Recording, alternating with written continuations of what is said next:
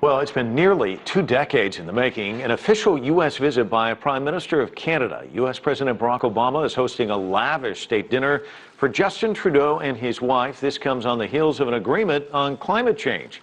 CCTV's Jessica Stone is at the White House and has details for us. Jessica? And Mike, certainly this is front page news already in the Canadian newspapers, this being just one of them. You know, these two leaders are really on the same page when it comes to climate change. They've really bonded over a progressive vision on that issue. And it does bear reminding, I talked to environmentalists in Canada a few years back, and they were really concerned about the direction that Canada was taking on its environmental issues, saying that the U.S., in fact, was doing more on pollution curbs at the time.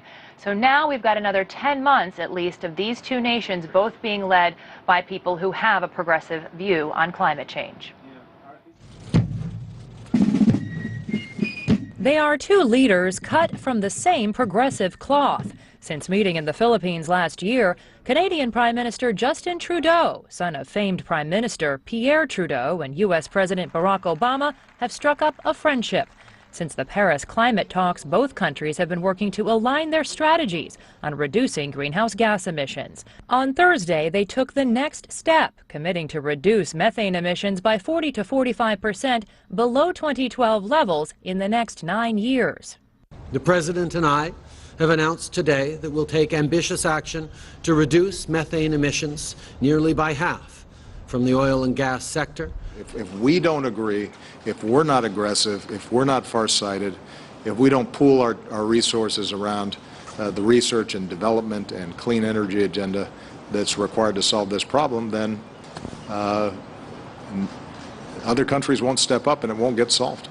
In response, the top U.S. oil and gas lobby said, quote, "The last thing we need is more duplicative and costly regulations that could increase the cost of energy for Americans and that could potentially drive up greenhouse gas emissions." Thank you. You are home. Thank you. Welcome home.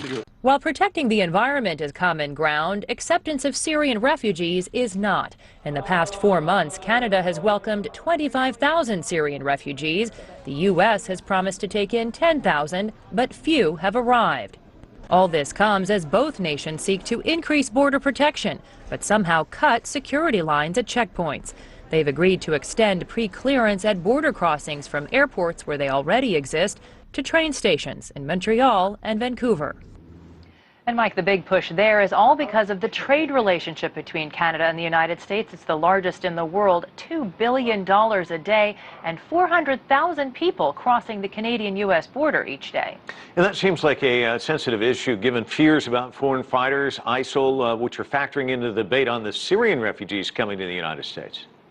It certainly is sensitive, and I think we'll see it play out in both legislatures. Both the Parliament and the U.S. Congress have to come up with legislation that would push this pre-clearance agenda forward. The U.S. Senate did so last week. We'll have to see if there's any bills coming out of the House, and we still have to see legislation coming out of the Parliament as well, Mike. All right, Jessica, thanks so much.